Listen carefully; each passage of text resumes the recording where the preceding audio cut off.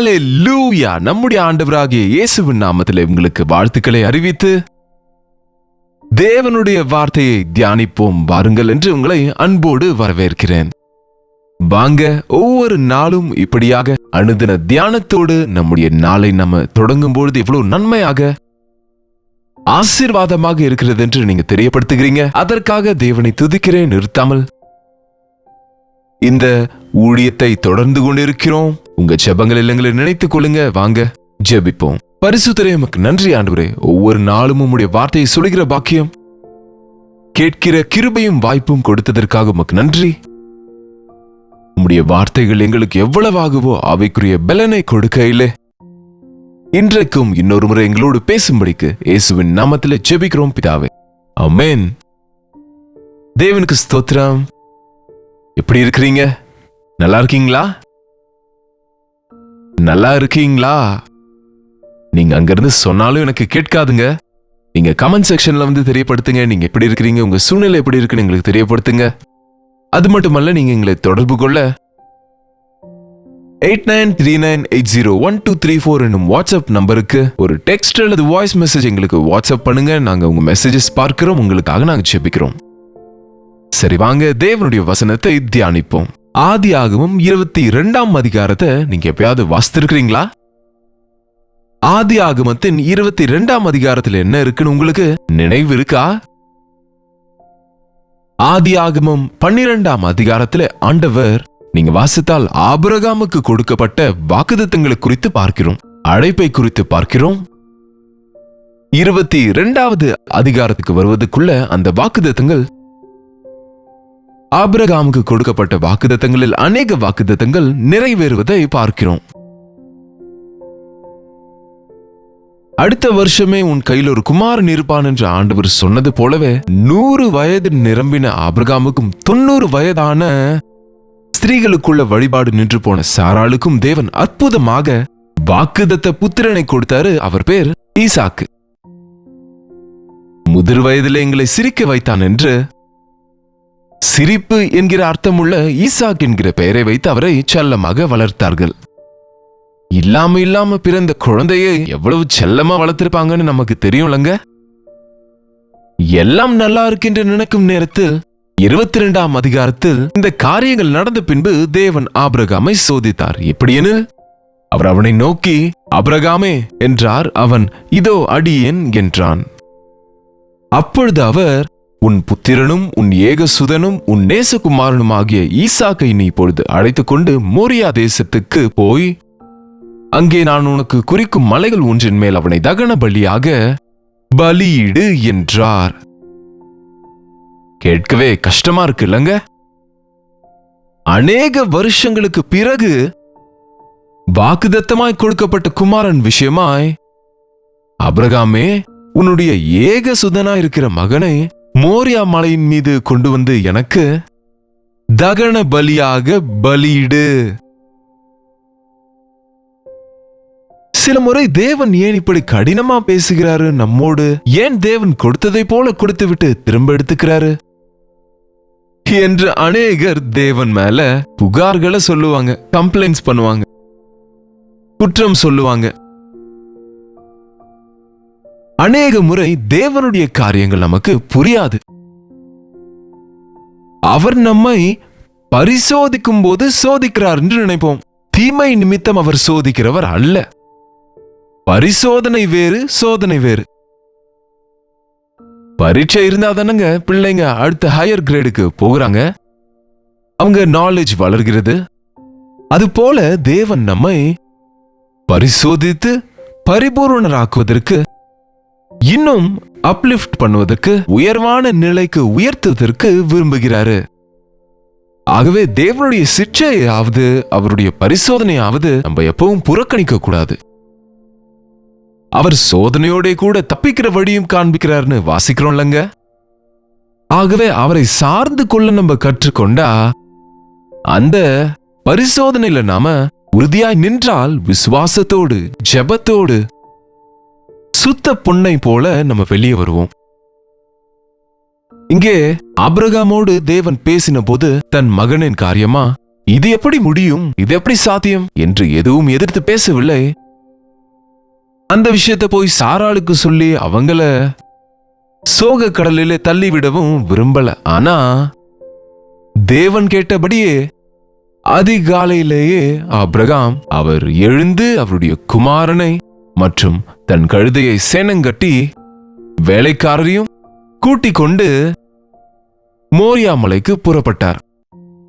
4ஆம் வசனத்தில் 3ஆம் நாளில் ஆபிரகாம் தன் கண்களை ஏறெடுத்து பார்த்து தூரத்திலே அந்த இடத்தை கண்டான். 3 நாட்கள் அந்த மலையின் மீது போவதற்கு பிரயாணம் செய்தாங்க. அந்த 3 நாட்களும் ஆபிரகாமின் மனசுக்குள்ள எப்படி இருந்திருக்கும்னு நீங்க நினைக்கிறீங்க? எங்கே போகிறாரு, எதற்கு போகிறாரு? அவருடைய செல்ல பிள்ளையை, அவருடைய ஒரே குமாரனை பலியிடுவதற்கு போகிறாரு. எவ்வளவு வேதனை இருக்கும், எவ்வளவு பதட்டம் இருக்கும், எவ்வளவு கஷ்டமா இருக்கும். யாரிடமும் வாயை திறந்து சொல்வதற்கு கூட இல்லை. ஏன்னா பாருங்க, விசுவாசிகளின் விஷயங்கள் அவிசுவாசிகளுக்கு அவைகள் சொன்னாலும் கூட புரியாதுங்க.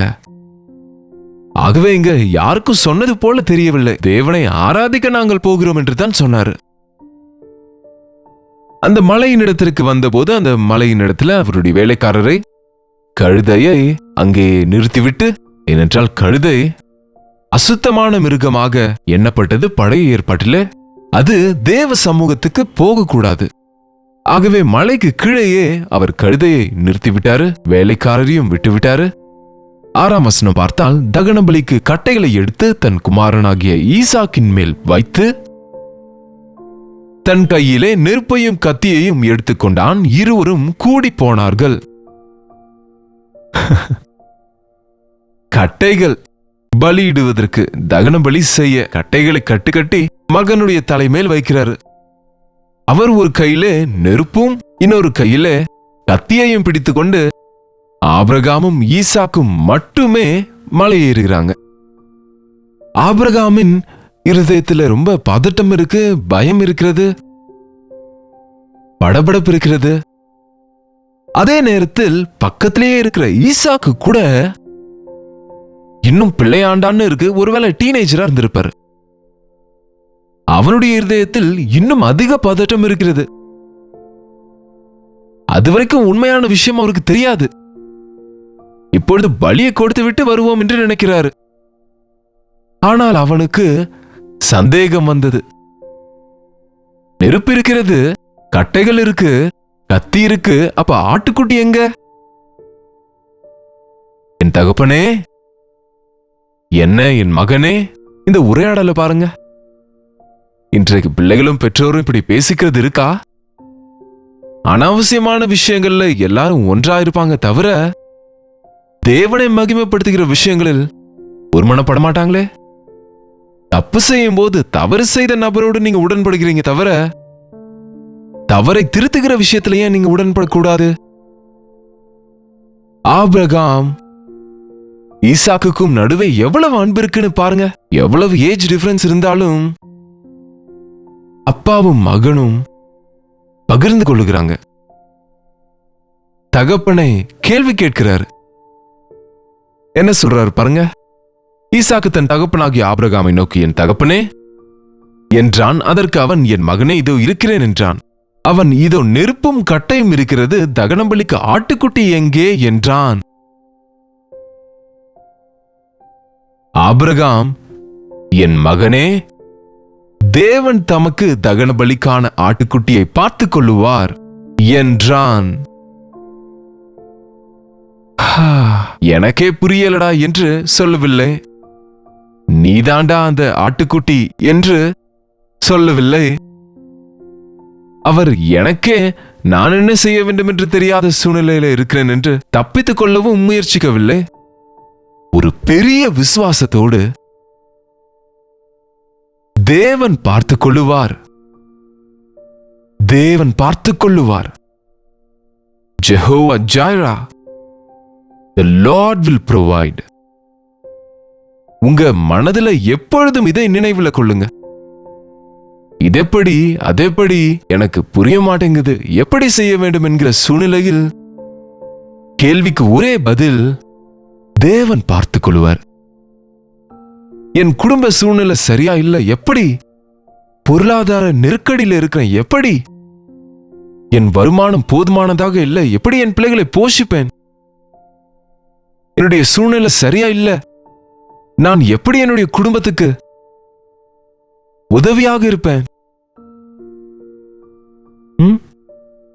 காசு இல்லை, பலன் இல்லை, துணை இல்லை, ஒன்றுமில்லை எனக்கு என்கிறவங்க எத்தனையோ பேர் இருக்கிறாங்க இன்றைக்கு. அதற்கு தான் நொந்து போகிறாங்க, சோர்ந்து போகிறாங்க எண்ணங்கள்ல. எனக்கு இல்லை, ஆனா என் ஆண்டவர் இருக்கிறார்.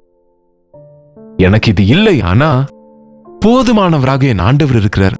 அதுதான் விசுவாசம் என்றால். தேவன் பார்த்துக் கொள்வார், தேவன் பார்த்துக் கொள்ளுவார், ஆண்டவர் உதவி செய்வார் என்கிறவங்களுக்கு அனாவசியமான பதட்டம் இருக்காது, ஆங்ஸைட்டி இருக்காது. இன்றைக்கு அநேகருக்கு ப்ராப்ளம் என்னன்னா ஆங்ஸைட்டி, பதட்டம், நடுக்கம், பயம், திகில், படபடப்பு. காலையில எழுந்ததிலிருந்தே பதட்டம் பதட்டம் பதட்டம். கத்துவாங்க, திட்டிட்டு இருப்பாங்க, ஓடிக்கொண்டிருப்பாங்க. அந்த பதட்டத்துல தவறு செய்வாங்க, அதை உடைப்பாங்க, இதை உடைப்பாங்க, அதை போடுவாங்க, இதை போடுவாங்க. அப்படி இருக்காங்க உங்க வாழ்க்கையில ஒரு நாளும் காலையில் எழுந்திருக்கும் போது, காலையில எழுந்தவனே ஆண்டவரே இந்த நாள் முழுவதும் என்ன பார்த்துக் கொள்ளுங்கப்பா, இந்த நாள் முழுவதும் என் எல்லா தேவையும் சந்தேகப்பா, நீங்க சந்திப்பீங்க நம்புகிறேன் அப்பா என்று சொல்லக்கூடிய விசுவாசம் உங்களுக்கு இருக்கா? இன்றைக்கு பில்ஸ் கட்டணுமே, 1ஆம் தேதி இல்லைங்க, பேமெண்ட்ஸ் பண்ணணும்ல. 1ஆம் தேதி பேமெண்ட் வரும்னு சிலருக்கு சந்தோஷமா இருந்தா, அநேகருக்கு பேமெண்ட் செய்யணும்னு இன்னும் அநேகருக்கு பதட்டம் இருக்கு. எங்களுக்கு நாங்களும் ஒவ்வொரு 1ஆம் தேதியும் வாடகைகளை கொடுக்கணும். ஸ்டாஃப் எல்லாருக்கும் குறைந்தது அவங்களுக்கு பாக்கெட் மணியா கொஞ்சம் அமௌண்ட் கொடுக்கணும், பில்ஸ் கட்டணும், கரண்ட் பில்லு, போன் பில்லு, அந்த பில்லு, இந்த பில்லு. எப்படி? வருமானம் எங்க? குறைவா இருக்கே, செலவு அதிகமா இருக்கே என்று பதறும் பொழுது நமக்கு இந்த வார்த்தை நினைவு இருந்தா போதும். கர்த்தர் பார்த்துக் கொள்ளுவார், தேவன் பார்த்துக் கொள்ளுவார். Jehovah Jireh, he will provide in a miraculous way. அப்படியாகவே ஒவ்வொரு மாதமும் என் வாழ்க்கையிலும் ஊழியத்திலும் நான் அற்புதங்களை பார்க்கிறேன். ஏதோ அதிகமா பணம் இருந்து நாங்க ஊழியம் செய்யலங்க. எந்த நாளுக்கு அந்த நாள் கர்த்தருடைய பாதத்துல காத்திருக்கும் பொழுது, அவருடைய வேலையில நம்ம உண்மையுள்ளவங்களா இருக்கும்போது, அவர் சொன்னதை சொன்னபடி செய்யும் போது நமக்கு எந்த குறையும் இருக்காது. ஆபிரகாம் தேவனிடத்துல பார்கெயின் செய்யவில்லை, கெஞ்சி கொண்டிருக்கவில்லை. இல்ல ஆண்டவரே, என்னுடைய மகனை எப்படி கொடுப்பேன்? 10 செமரியை கொடுக்கிறேன், 100 ஆடுகளை கொடுக்கிறேன், அல்லது இதோ இவ்வளவு வெள்ளி தங்கம் காணிக்கை கொடுக்கிறேன்னு சொல்லவில்லைங்க. தேவன் எதை கேட்டாரோ அதை கொடுக்க ஆயத்தமானாரு. அது ரொம்பவும் கஷ்டமானது, ரொம்ப வேதனை கொடுப்பது. ஆனாலும் தேவனுக்கு கொடுப்பதுல பெரிய சந்தோஷம். தேவனுக்கு கொடுத்ததை இழக்க மாட்டேன் என்கிற விசுவாசம். எடுத்துக்கொண்டு போகும்போது தேவன் பார்த்து கொண்டார். என்ன நடந்துச்சு உங்களுக்கு தெரியும்ல, இந்த அதிகாரம் முழுசும் வாசிங்க. மலையின் மீது கொண்டு போனாரு, பலிபீடத்தை கட்டினாரு.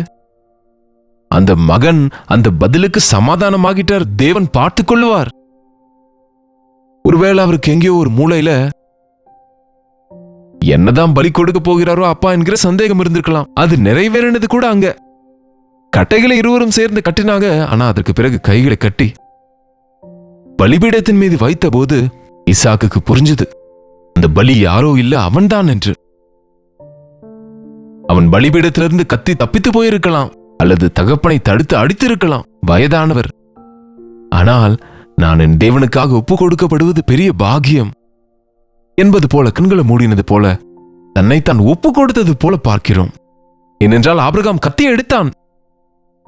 கத்தியை தூக்கி குத்துவதற்கு இன்னும் ஒரு செகண்ட் ஆகும், அவ்வளவுதான். உடனே தேவனுடைய குரலை கேட்டார், ஆபிரகாமே, ஆபிரகாமே, ஆபிரகாமே,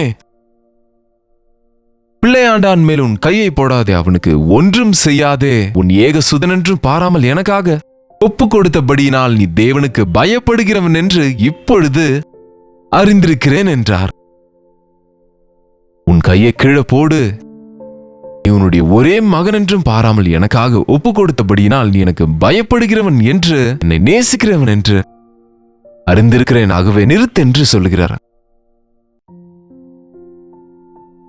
உன் கண்களை ஏறெடுத்து பாருன்ற போது அங்கு ஒரு ஆட்டுக்கிடா ஒரு புதரிலே அதன் கொம்புகள் சிக்கி இருக்கிறதை பார்த்து அந்த ஆட்டுக்கிடாவை கொண்டு வந்து அங்கே ஈசாக்கை பலி கொடுக்க வேண்டிய பலிபீடத்தின் மேல அந்த கிடாவை பலி கொடுத்து, அந்த மலை மேல எங்கேயும் கிடா இருக்காதுங்க, அங்க மேய்ப்பர்கள் இருக்க மாட்டாங்க. எங்கிருந்து வந்ததோ அந்த கிடா புரியவில்லை. அவன் சொன்னது போலவே கர்த்தர் பார்த்து கொள்வார் என்கிற வார்த்தை அப்படியே நிறைவேறினது. அவன் இருதயம் எவ்வளவோ சந்தோஷத்தால் நிறைந்தது. ஒரு பக்கத்தில் தேவனுக்கு பலி கொடுத்தது போலவே தேவன் பார்க்கிறார், இன்னொரு பக்கம் பலிக்கிடாவை தேவன் அங்கே ஆயத்தப்படுத்தினார். ஆமாங்க, ஈசாக்கின் ரத்தம் நம்மை ரட்சிக்க முடியாது, பாவ மன்னிப்பை கொடுக்காது. சிலர் இஸ்மவேலை பலி கொடுத்தார் என்று சொல்லுகிறாங்க. ஆனால் இஸ்மவேலும் இல்லை, ஈசாக்கும் இல்லை, நம்முடைய ஆண்டவராகிய இயேசு கிறிஸ்துவே எல்லா மனிதர்களுக்காகவும் உலகம் அனைத்திற்காகவும் உலக பாவங்களை சுமந்து தீர்க்கிற தேவாட்டுக்குட்டியாக வந்த ஆண்டவராக இயேசு கிறிஸ்து சிலுவையிலே பலியானாருங்க. அல்லேலூயா. தம்முடைய உயிரையே நமக்கு கொடுத்த, தன்னுடைய சொந்த மகனையே நமக்கு கொடுத்தவர் அவரோட கூட எல்லாவற்றையும் ஏன் கொடுக்க மாட்டார்?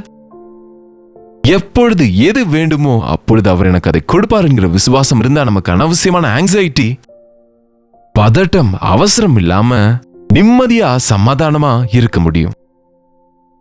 Jehovah ஜாயிரா, God will provide. தேவன் பார்த்துக் கொள்வார். நம்ம வாழ்க்கையில் இருக்கிற ஒவ்வொரு விஷயத்தையும் கர்த்தர் பார்த்துக் கொள்வார் என்கிற விசுவாசத்தோடு முன் செல்வோம். ஜெபிப்போம். பரிசுத்தரே, அன்புள்ள ஆண்டவரே, யார் யார் எங்கெங்க இருந்து இந்த வார்த்தைகளை கேட்கிறார்களோ எங்கள் இருதயங்களை உம்முடைய காரியத்தை செய்து அனாவசியமான ஆங்ஸைட்டி, பதட்டம், திகில், கவலை, பயம் எங்களுக்குள் வராமல் எங்கள் தேவன் உண்மையுள்ளவர், தன் பிள்ளைகளின் ஒவ்வொரு தேவையும் சந்திப்பார் என்கிற விசுவாசத்தோடு உம்முடைய சமூகத்தில் எங்கள் விண்ணப்பங்களை தெரிவித்து உம்முடைய சாட்சிகளாக வாழ எங்கள் ஒவ்வொருவருக்கும் உதவி செய்யும்படிக்கு இயேசுவின் நாமத்தில் ஜெபிக்கிறோம் பிதாவே. ஆமென்.